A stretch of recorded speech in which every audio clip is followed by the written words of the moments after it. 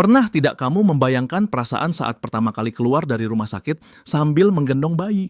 Maksudku, momen ketika pintu mobil tertutup, suasana hening, dan tiba-tiba realitas menghantam. Oke, makhluk kecil ini sekarang tanggung jawab kita sepenuhnya. Tidak ada perawat, tidak ada tombol panggil darurat, hanya kita dan dia. Haha, itu momen yang sering disebut sebagai shock therapy terindah dalam hidup. Rasanya seperti kamu baru saja diberi kunci untuk mengemudikan pesawat ulang-alik, tapi manualnya tertinggal di laci rumah sakit. Ada campuran antara euforia yang meledak-ledak dan ketakutan murni bahwa kamu akan melakukan kesalahan fatal hanya dengan salah membedong selimut. Tepat sekali, pesawat ulang-alik tanpa manual. Itu metafora yang sempurna, karena jujur saja banyak orang tua baru, termasuk saya dulu, berpikir bahwa merawat bayi baru lahir itu soal insting, bahwa alam akan mengambil alih. Tapi kenyataannya, kita justru panik saat dia menangis jam 3 pagi dan kita tidak tahu tombol mana yang harus ditekan untuk mematikannya. Dan itulah masalah utamanya.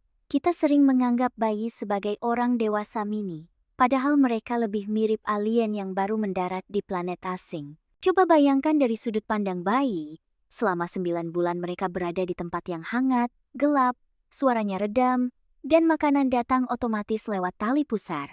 Tiba-tiba, boom, mereka didorong keluar ke dunia yang terang, dingin, berisik, dan mereka harus merasakan lapar untuk pertama kalinya. Jadi tangisan itu sebenarnya protes seperti, "Hei, pelayanan di hotel sebelumnya jauh lebih baik dari ini."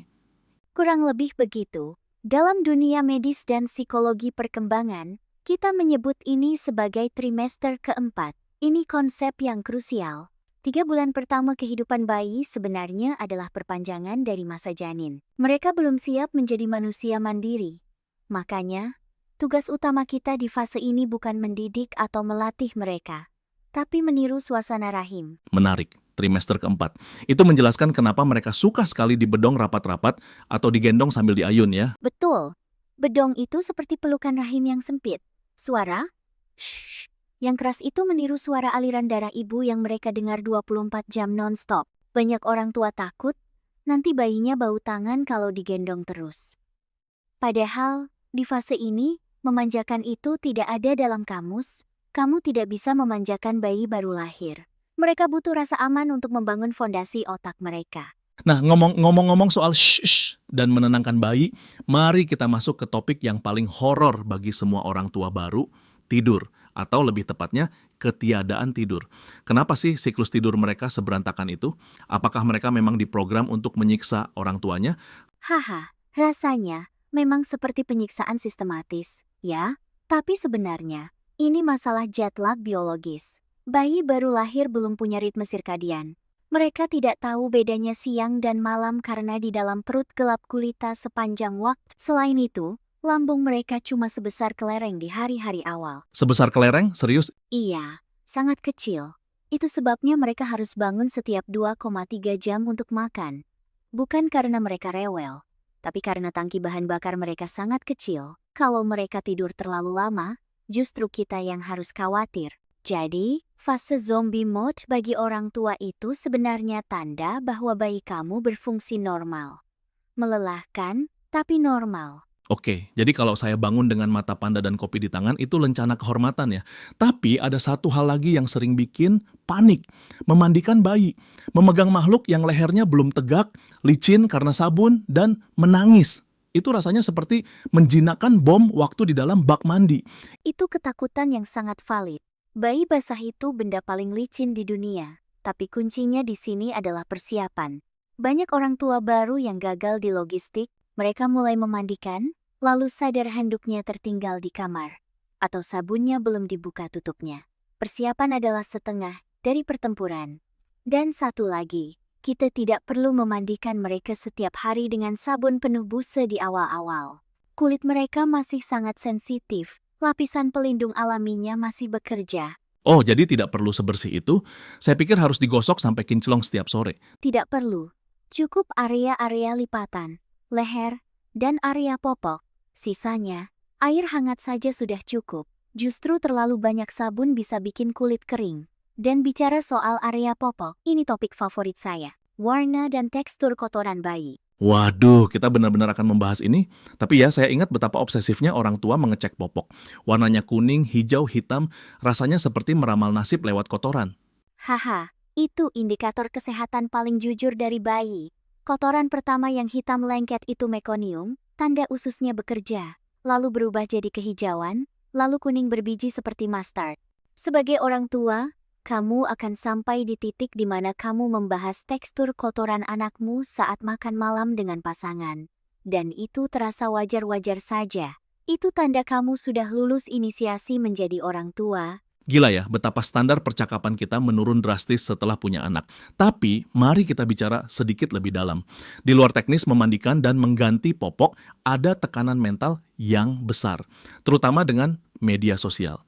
Kita melihat ibu-ibu di Instagram yang baru melahirkan 2 minggu tapi sudah glowing, rumah rapi, bayinya tidur tenang di keranjang rotan estetik. Sementara kita di rumah, rambut berantakan, bau muntahan susu, dan rumah seperti kapal pecah.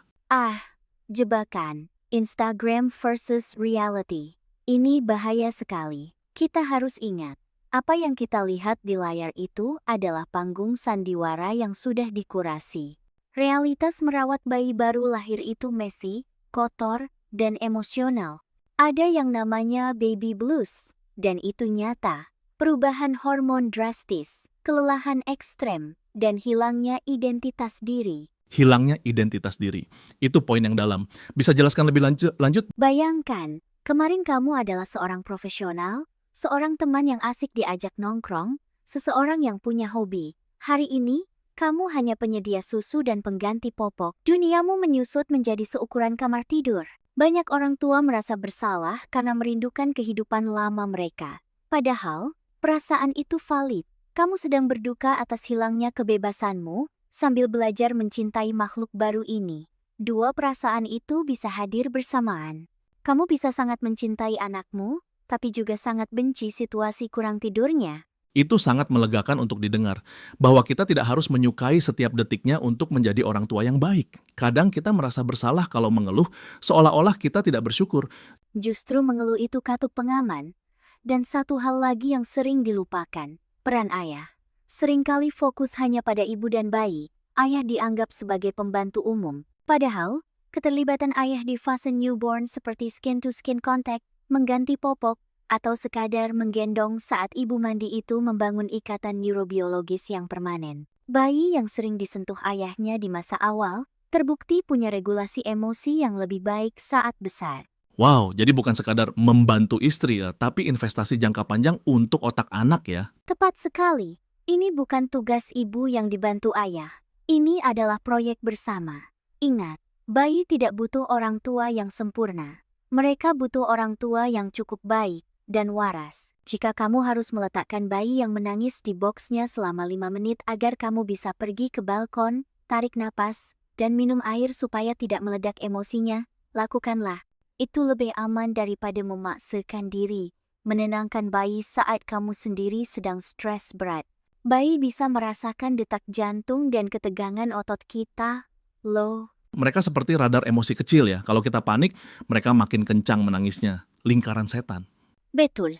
Makanya prinsip keselamatan di pesawat berlaku. Pasang masker oksigen Anda terlebih dahulu sebelum membantu orang lain. Rawat diri sendiri, makan, mandi, tidur bergantian adalah bagian dari merawat bayi. Luar biasa. Jadi dari semua kekacauan, kurang tidur, dan bau minyak telon ini, apa sebenarnya yang sedang kita bangun? Kita sedang membangun rasa percaya. Di 3 bulan pertama, bayi belajar satu hal fundamental. Apakah dunia ini tempat yang aman? Saat mereka menangis dan kita datang, saat mereka lapar dan kita beri susu, otak mereka merekam pola. Saya didengar, saya dipedulikan, saya aman. Itu adalah fondasi dari rasa percaya diri dan kemampuan mereka menjalin hubungan di masa depan. Jadi, setiap kali kamu bangun jam 2 pagi dengan mata berat, ingatlah, kamu tidak sedang sekadar memberi susu. Kamu sedang mengajarkan anakmu tentang cinta dan keamanan. Itu perspektif yang mengubah segalanya. Jam 2 pagi bukan lagi sekadar gangguan tidur, tapi sesi membangun jiwa manusia. Persis. Dan kabar baiknya, fase ini akan lewat. Klise, tapi benar. Suatu hari nanti, kamu akan tidur nyenyak lagi, rumah akan rapi lagi, dan kamu akan merindukan momen saat mereka tertidur pulas di dadamu, begitu kecil dan rapuh. Hari-harinya terasa panjang, tapi tahun-tahunnya terasa pendek. Kalimat itu selalu menghantui saya. Dan itu benar adanya. Nikmati kekacauannya, tertawakan kesalahannya. Tidak ada piala untuk orang tua yang paling rapi atau paling tidak pernah salah. Terima kasih banyak untuk obrolan yang mencerahkan ini. Rasanya beban di pundak sedikit berkurang, atau setidaknya saya jadi tahu bahwa saya tidak gila karena merasa lelah. Sama-sama, kamu tidak gila. Kamu hanya sedang beradaptasi. Selamat menikmati petualangan menjadi orang tua. Bagi para pendengar yang saat ini mungkin sedang mendengarkan sambil mengayun bayi jam 3 pagi, kalian tidak sendirian. Tarik napas, kalian melakukan pekerjaan hebat. Sampai jumpa di episode berikutnya.